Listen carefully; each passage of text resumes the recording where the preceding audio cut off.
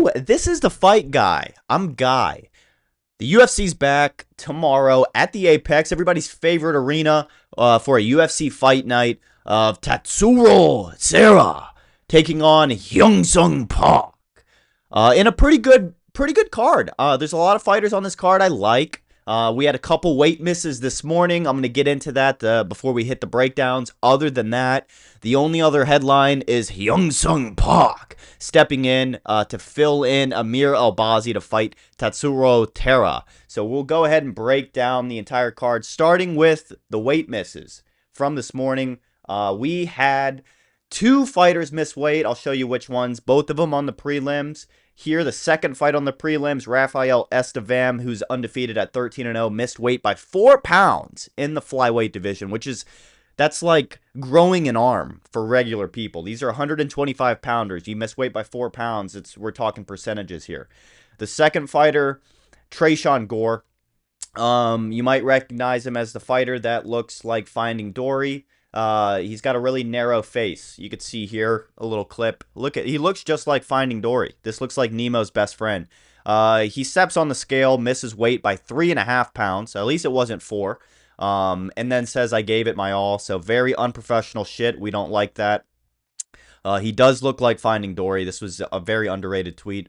Whatever. We'll break down the entire card. Very disappointed in Tresean Gore. They sacrificed 25% of their purse when both of these guys, I believe. It's such an advantage to miss weight.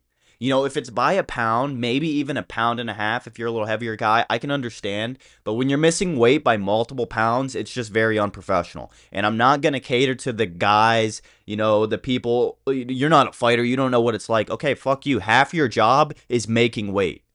Half of your job is just making the weight. Then you can go get your ass beat. You can get a first-round knockout, a highlight reel. Even the guys who have highlight reels, like, that miss weight, you look back and you say, well, look, man, you missed weight by 3 pounds. It's a major advantage. It's easier to rehydrate your body. When you're not, like those last couple pounds when you're cutting weight are the hardest pounds to cut. And when you don't push yourself that extra distance, whether it's diet, you know, lack of discipline, you're not, you know, exercising right, you got bad people in your corner around you and your team, whatever it is, it's unprofessional. And this is the sport of professional mixed martial arts. You can't do half the job. You should sacrifice half your purse at least. So very unprofessional shit. Maybe I'll hit on it again in the future a little bit harder, but that's just my brief thoughts on that. First fight on the card. It's a good fight. This is a really good fight to open up the prelims. Piera Rodriguez taking on Ketlen Souza. I went back and forth on this one. Even up to right now, I'm still back and forth a little bit, but I'm going to go with Piera Rodriguez, and I'll tell you why.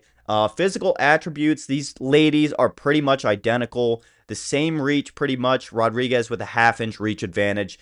She's 2 years older than Souza. They're the same height, same weight. They're identical twin sisters, pretty much. One from Venezuela, the other from Brazil. I side with the Venezuelan. I believe they have harder lives. I think for women's MMA fights, every little critique you have about these women's lives comes into play, whether it's their age, you know, how chubby they may or may not look, and where they're from. And Venezuela is a very hard country. But being serious, I'm going with Piera Rodriguez because I believe, first and foremost, her record is 11-1. You know, and you know, if you watch the channel, maybe you're new here, I don't go with fighters based off of their records. It's quite the opposite. I'll pick against an undefeated fighter. And this year has been, I believe, more undefeated fighters have lost in the UFC so far this year than any other year.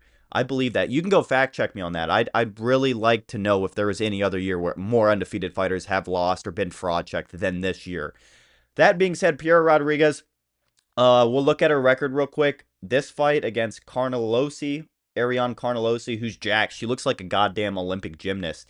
That fight, she was dominating. She pieced her apart on the feet, had a couple takedowns, and then we get halfway through the second round. If you didn't watch this fight, you might want to listen closely. She was about to get Carnelosi out of there. I believe the fight was about to be finished. She had this gnarly head kick. Let me show you real quick a couple pictures. Right here, I screenshotted these myself. No big deal. She lands this head kick right up the middle. Look, you could see half of her foot, a quarter of her foot, 25% of her purse is in Carnelosi's face. We'll go to the next picture here. Oh, yeah, and then the final picture here. Wobbled her. You can't really see because the picture's cropped out, but her knees buckled. She was falling on her ass. And then Ketlen, not Ketlen, Souza, Rodriguez, was in her face on the ground in her full guard, and she headbutted her. It was a disqualification loss for Piera Rodriguez that I believe, she was just seconds away from getting her out of there. Maybe she would have just hugged it out and finished the round with control time. That's kind of like what she likes to do. You can see she doesn't have any submissions. She's 0-1 in the submission department. Half of her wins are via knockout. I believe that was going to be another knockout. Nonetheless, so her record, is really 11-1 in my eyes. Both of these fighters have knockout power. They've shown it many times before. They load up. They throw punches from their hip. They swing really wide. Piera Rodriguez does the same thing Ketlen Souza does. I believe she's just a little bit faster. They swing really wide. They start really strong. They throw heavy bombs, heavy power punches. They don't really throw a lot of uppercuts, mix it up with straight punches up the middle. I will say Piera Rodriguez does have a good right straight. She'll pump. Which I think will give her a small edge against Souza. I think she's just going to be a little bit more effective on the feet. Now, this is when it gets interesting. I can pretty much guarantee you this fight is going to end up on the canvas 2, maybe 3 times this fight, as long as it lasts. We could see an early round 1 knockout from either one of these girls. Wouldn't be that surprised either. But Piera Rodriguez is certainly going to shoot a takedown on Ketlen Souza. She's more of a wrestler, not a submission grappler. That's when Ketlen Souza's resume comes into play. Ketlen Souza, she does have a couple submissions. She is shifty off of her back. Her last win coming in September was a submission win in the first round. So she does have the potential to find a submission, to hunt for a submission. There's a threat there, but I don't know if we'll see it this fight. Piera Rodriguez likes to play safe. She'll sit in the guard, throw a couple ground and pound strikes, and then maybe even get up on her feet. I've seen her do that a couple times in the past. So we're going to go with Piera Rodriguez. It's going to be a close fight. Wouldn't be surprised if Souza got a knockout win. I would be surprised if she won a decision. But, yeah, I'm going to go Piera Rodriguez. She will probably win a decision against Ketlen Souza. Like I said, wouldn't be that surprised if either of these girls knocked the other one out. But I don't see Souza winning a decision. This is women's MMA. I'm going to go with Piera Rodriguez. Harder life. And I just think she's a little bit more skilled technically on the feet. Just because of a straight right punch. Moving on to the next fight, like I discussed in the beginning of the video, Rafael Estevam missed weight. He's fighting Felipe Bunes, however you want to pronounce it. Felipe's a dangerous fighter, plus 350 underdog.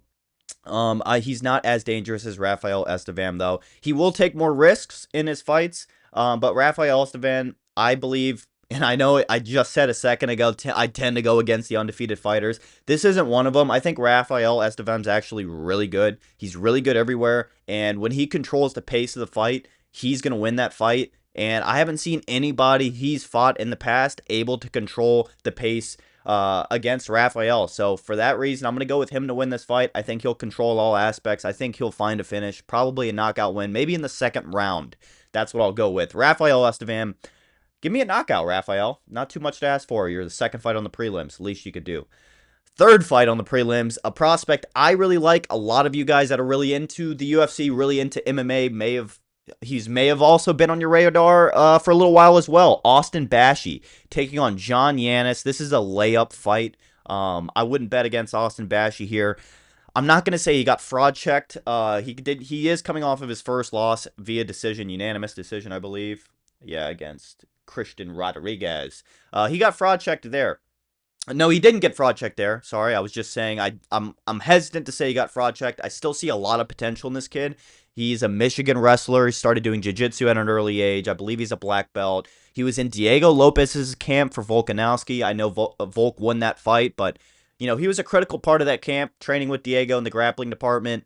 And I believe he had pads on as well. So he was a critical part of that camp for Diego Lopez. I think that's a really good experience. I think a lot of younger fighters need to get in an avenue like that where they're training with, somebody who's a really big deal at the time. It's a big experience, big learning curve. I think a lot of that is bottled up with Austin Bashi, especially that first loss. He had a perfect record. That changes your mentality as a fighter.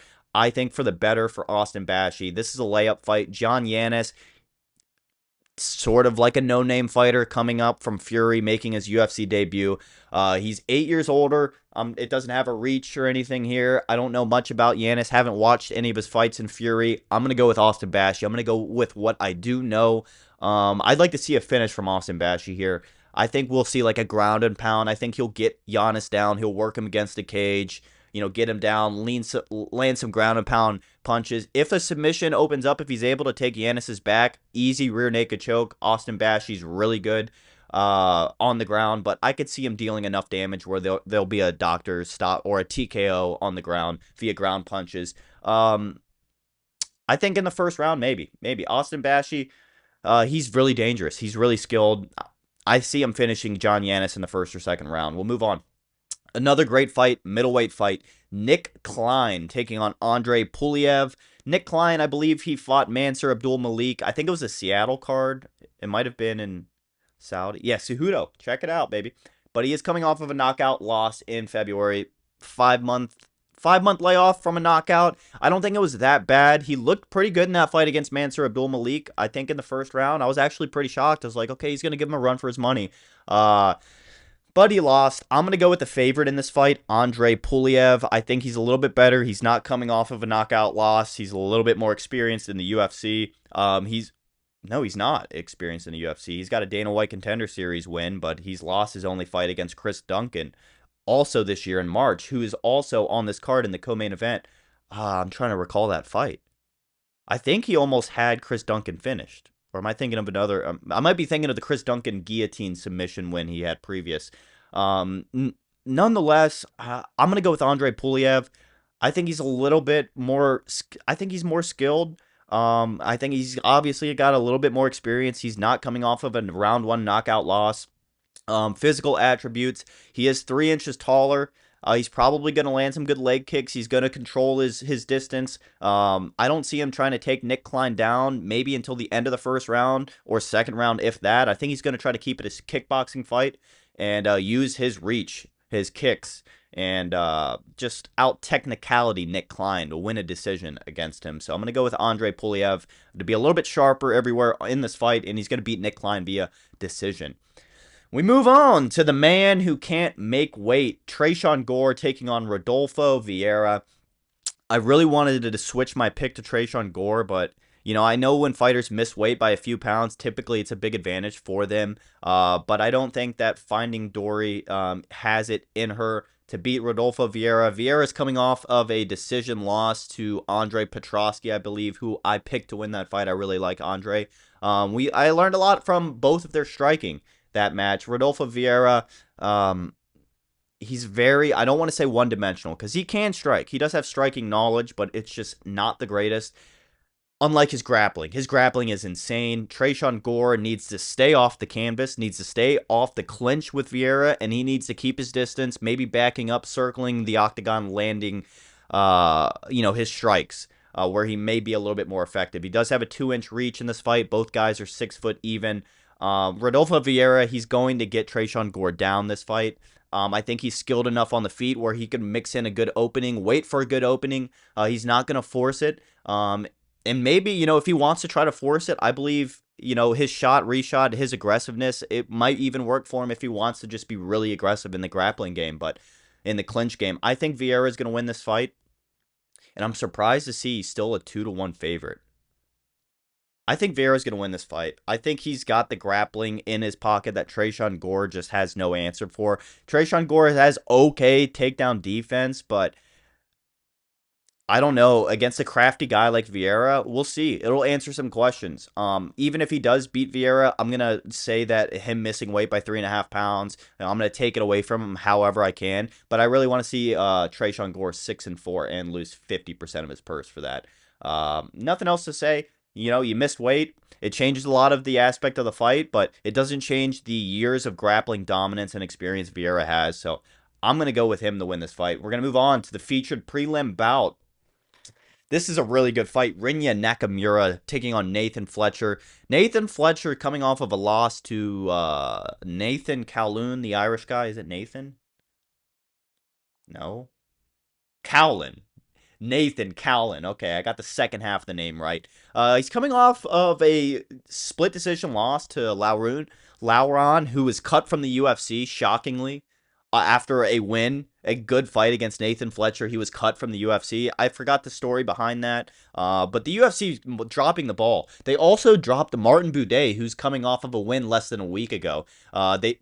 They didn't re-sign his contract. They didn't give him a new contract. It's like the dude is like 7-1 in the UFC. He's a ranked heavyweight fighter. The heavyweight division is really struggling right now. You're going to cut him, whatever. I don't know. Maybe the UFC is like Donald Trump and they're playing 5D chess and we're just playing checkers. We don't know what's going on here. We just consume the sport, watch every aspect of it. I have a whole Twitter account dedicated just to MMA, UFC news, and whatever, man. I'm just a consumer. I'm just a beta consumer. Nathan Fletcher, he's really good. He's really well-rounded. I really like him.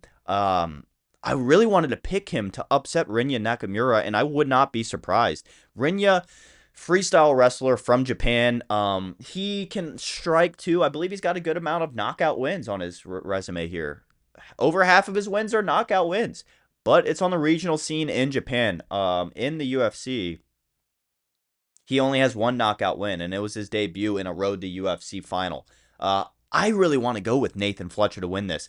If I was a betting man, and there was a fight to bet on, there would be two fights I would bet on in the prelims. It would be Ketlen Souza, because she's almost a 2-1 underdog. Maybe Tresean Gore, but I just really don't like him and I'm biased. But definitely Nathan Fletcher. This is a fight worth betting on. He's over a 3-1 underdog. I think Rinya Nakamura is a little bit overrated. I don't think he's as good as his record says he is. And, you know, it doesn't mean he doesn't go and win this fight, and I have a different opinion on that. There's not really a whole lot he can show me this. He's just got a lot of ground to catch up on, I believe. He needs to just get more UFC experience, and that is only going to come with time. I don't think he can go and just give the top contenders in the Bantamweight division a run for their money. I think the best grapplers would dominate his freestyle ability. I think the best strikers would even be able to have good takedown defense and get him out of there. I'm not very impressed with Rinya Nakamura. I'm not saying he's a bad fighter. I'm not saying, you know, he's a fraud and he would be fraud. Hold on. Now, if Nathan Fletcher knocks out Rinya Nakamura, I might be making a fraud check video tomorrow night after this card wraps up. Hold on. I don't know. I'm going to go with Rinya Nakamura to win this fight, though. I think I'm going to go with Rinya Nakamura to win this fight, even though I really want to go with Nathan Fletcher. Am I about to switch my pick here? Fuck. This sucks, man. This sucks. I don't know. You know what? I'm going to keep my pick with Rinya Nakamura just because, it was a good fight with Kowloon. I really like Nathan Fletcher. I want him to be good. Rinya Nakamura's just had a lot more success in the UFC. This is going to be his fifth fight. I know we just looked at it. He's had double the UFC fights. Yeah, he's had double the UFC fights as Fletcher. I think this is going to be a closer fight than people expect it to be, than the odds say it will be, but I think Rinya Nakamura will win a decision here. I would love to be wrong about this one, though. I'm going to go on the record and say I would love to be wrong about this one, but officially, I'm going to pick Rinya Nakamura to win this fight. Hopefully, I'm wrong about it, and I'll just be really pissed off and energetic about it for the breakdown video tomorrow night. Next fight, first fight on the main card, Danny Silva taking on Kevin Vallejos. Kevin Vallejos, one of the few fighters who's really active on Twitter. He tweets like every 15 minutes. He must have his phone on him when he's rolling in the gym. This is a good fight to bet on as well. I'd go with Danny Silva if I was a betting man. I mean, these odds are really good. But Kevin Vallejos, I'm going to pick to win this fight. He's 5 years younger. He's 4 inches shorter, and he has 2 inches less of reach. I think his ability to go blitz in, land shots, and get back out is pretty good. He's got good grappling, good striking. He's controls all of his fights. When you watch him fight, it always seems like he's in the driver's seat. He's coming off of a win this year against, this was a great, man, Sungwoo Choi. I don't know why I was ever high on this. I wasn't high on this guy. There's just so many Koreans with the last name Choi. I'm thinking of somebody else. Yeah, he's coming off of a round one knockout win on my birthday. I'm gonna go with the guy who got a knockout win on my birthday. 11 knockout wins, I believe. Did I just see that correctly? 11 knockout wins, 2 submission. He's only been to decision 3 times. One of them was a loss. I'm gonna go with him. I'm gonna go with Kevin Vallejos. Do I think he's gonna finish Danny Silva? Probably not. Probably not. Silva's won every fight in the UFC so far, all 3 of them. He's also coming off of a decision win in March, 2 weeks before Vallejos' knockout win. I'm going to go with Vallejos. He's got a little bit more momentum. He's shown me a little bit more than Danny Silva, who is really tough. This is going to be a very fun featherweight fight. Kevin Vallejos via decision. We move on.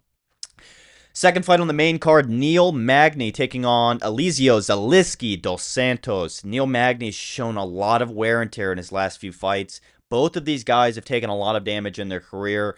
Both of them are very respected veterans. Magny, we'll start with the physical. Well, before the physical attributes, I want to note he's coming off of 2 back-to-back round 1 losses. This is his first fight in 2025. He's taken proper time off. What was it, 8-9 months since he was knocked out by Carlos Prates. Then he was knocked out by Michael Morales. Man, they gave him 2 crazy welterweight contenders. I'm going to go with Elizeu Zaleski dos Santos. I think he's just worn a little bit less damage in his previous fights. I think he's coming off of a win. No, he got knocked out by Chitty Chitty Bang Bang, but then, he had a round 1 knockout win before that. I'm going to go with dos Santos. This is going to be a very scrappy fight. A lot of blood in this fight, unless we see an early round 1 knockout win. But I think this fight's going to be a little bit scrappy. I think both vets are going to land some punches. I just think that Neil Magny is going to wear faster than Dos Santos. So for that reason, I'm going to go with Dos Santos. I can't pick Neil Magny to win when he's coming from 2 back-to-back round 1 losses. It's been almost a year since he's fought. It's been a while. I'm going to go with Dos Santos. We move on. This is a great fight. Karol Rosa taking on Nora Cornoli. Cornhole, whatever, man. She's French. Physical attributes. Nora, she's 2 inches taller. She's 5 years older and about the same reach. Karol Rosa is the favorite here. I'm going to go against the favorite. I'm going to pick the underdog, Nora Cornhole. She's finished almost all of her fights, so she's shown potential. She's a fun fighter to watch. She's coming off of a round 2 submission win in April against Haley Cohen. In her last 5 fights, she's only lost 1, and it was a split decision against Cavalcanti, who's a really good fighter. Karol Rosa, 18-7. She's got a little bit more experience than Nora, and she's younger. She's going to be a little bit fresher, 5 years younger. She's good at going to decision, if I remember correctly. All of her last 5 fights went to decision. She's only won 2 of them. She's last fought in January, decision loss against Aylin Perez, who's all right. She's all right. I'll give her a 5 out of 10, 6 out of 10. I'm gonna go with Nora. I'm gonna go with Nora. She has an ability to finish fights. She's coming off of a submission win this year. She's got momentum, finishing abilities there. She's an underdog. I like this pick. It's gonna be a fun fight. I'm gonna go with Nora to get the finish here. I think she'll knock Karol Rosa out. I think something crazy is gonna happen this fight. Even though Karol Rosa has been a decision each one of her last 5 fights, I think something crazy can potentially happen here. It's like a recipe for disaster. Something's boiling on the pot here. We'll move on. We got a few fights left, 3 fights. The first one here, Elvis Brenner taking on Esteban Ribovics. Did Esteban miss weight too? I don't know why I saw something about Esteban missing weight. I think there was only 2 weight misses. Whatever. Well, you know what? Well, I'll check it at the end when I put my votes into consensus score. I'm going to go with Esteban Ribovics to win here. I went back and forth a couple times. Elvis Brenner is really good in the grappling department. He's got a few submission wins, I believe. We'll start with the physical attributes. Both guys 5'10" even. 27 years old, Elvis Brenner. Esteban, 29 years old. Elves, whatever, has 3 inches of reach advantage. Esteban Ribovics is just really good at boxing. He's really good at striking. Technically, his technique is pretty flawless. He gets in, he rips good body shots, he mixes it up well, goes to the head. You can see his significant strikes landed per minute is doubled of Elvis Brenner. So he's definitely going to have more volume. I think he's going to be the busier striker. It just depends on when, if, how Elves, man, it really bugs me how to pronounce his name. I forgot. It really depends how he chooses to try to get this fight to the ground.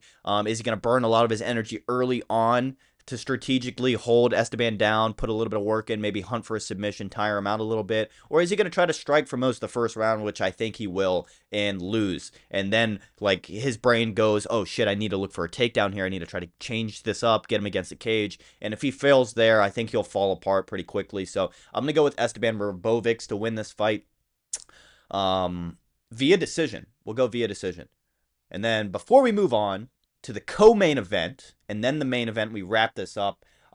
If you guys don't mind, just leave me a quick thumbs up. It helps me out a ton. All right, the videos are a little bit of work. It's a little bit more work than you would think if you don't make videos. So sub to the channel for weekly breakdowns, predictions. I interview UFC fighters from time to time. We got a lot in the works here, but we'll get right back to it. We'll hit the co-main event. We'll wrap it up with the main event. Co-main event, Jesus Rebecki from Poland taking on Chris Duncan from Scotland. I really like Chris Duncan, man. I really like Chris Duncan. This is a fight I went back and forth with as well. This is a fighter's fighter, man. This is like a true, like a perfect embodiment of the Scottish people, the Scottish fighting people. I mean, Chris Duncan is as tough as they come.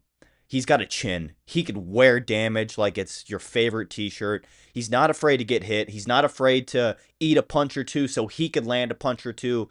But Rebecki is not much off the curve of that. He's very similar in that aspect. He's really tough. I think it was his last fight. Who did he fight in his last fight? It looked like a horror movie. He was wearing more blood than Scream. Was it Oralby? I don't know. But he did beat Oralby, who's an insane grappler, all well-rounded, really good fighter who's already got a win or two this year. Rebecki is going to be the pick this fight, but I wouldn't bet on him. If I was a betting man, like I said, you bet on the plus money, you bet on the underdogs, and this isn't a terrible underdog. Chris Duncan is never out of the fight. If he's getting his ass kicked, he's coming back from a 10-8 round. You know, somebody's just outclassing him everywhere. Chris Duncan quite literally has a puncher's chance, always. He's got 5 inches of reach advantage this fight. Both guys, 32 years old. Chris Duncan, 3 inches taller. You know he's going to be the busier striker. That being said, both guys are going to have success on their feet, I think. But Chris Duncan, you know, it's really where he's going to want to keep the fight. He likes to strike. He likes to bang it out. Like I said, he's a fighter's fighter. He's in it. You know, even if you're a better striker, he takes his chance, his punching power over yours. 10 times out of 10, I'm gonna go with Jesus Rebecki to win this fight. I think he's going to be able to get Chris Duncan down and control him, but I think he's going to eat some humble pie on the feet for sure. That being said, you know, Jesus Rebecki via decision is going to be the pick here, but I would not be surprised to see this fight end in a submission or a crazy knockout from either guy. It's going to be a fun fight. Chris Duncan, he's coming off of 2 back-to-back submission wins. One in September and the second one in March of this year against Vucenic, who was, I believe, the favorite. I believe was supposed to win that fight. That was a fun one. I love Chris Duncan. You should love him too. But I'm picking Jesus Rebecki to win this fight. I'd love to be wrong about this one as well. Going to be a great fight. This main card is full of... This whole card is really full of some great matchups. Even this replacement matchup. We got a replacement matchup in the main event. Tatsuro Taira taking on Hyun Sung Park. It was supposed to be Amir Albazi taking on Tatsuro Taira. But we got Hyun Sung Park. I think Taira's going to win this fight. That being said, I'm not taking anything away from Hyun Sung Park. I really like him. I think he's a legitimate fighter. One of the few fighters coming out of the road to UFC, the Eastern UFC's promotion for finding Asian talent. I think this guy's really well-rounded. He's really good everywhere. But a short notice fight against Tatsuro Taira coming off of... Is he coming off of his... No, yeah, coming off of a first loss against Brandon Royval. This is the hottest prospect in Japan right now, I believe. There's a few of them. He's the top prospect out of Japan. He's really skilled. He's really good on the feet. He's got very crafty, creative striking abilities. He's really good on the ground as well. He's got really good jiu-jitsu. But just, you know, on a short notice, Hyun Sung Park, it's going to be a little bit of a different fight than what Taira prepared for. He prepared for a grappler in Amir Albazi, which Hyun Sung Park can do all of that as well. But Hyun Sung Park's game plan is going to be a lot different than Albazi's, and that should make the odds a little bit closer in my opinion, but I think Taira is really good. He's got 4 inches of reach. They're the same height. He's 4 years younger. He's a busier striker. I think Taira is going to have more success on the feet. This is a 5-round main event fight.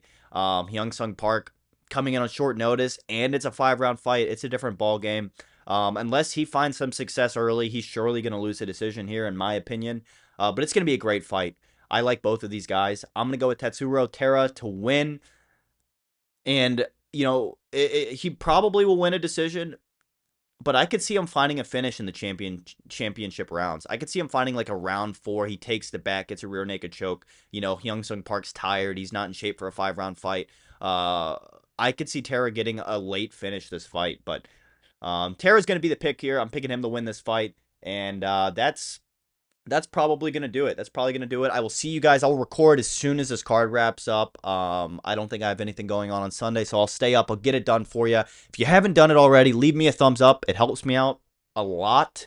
And thank you so much for watching. Drop it below in the comments if you think any of my picks are off, what you thought about the underdogs in this card. Let me know who you think's going to win, what fights, and why. And I'm excited to see that. This is The Fight Guy. Thank you so much for watching. I will see you tomorrow night, Sunday morning, whatever it is when you get on YouTube next. Bye-bye.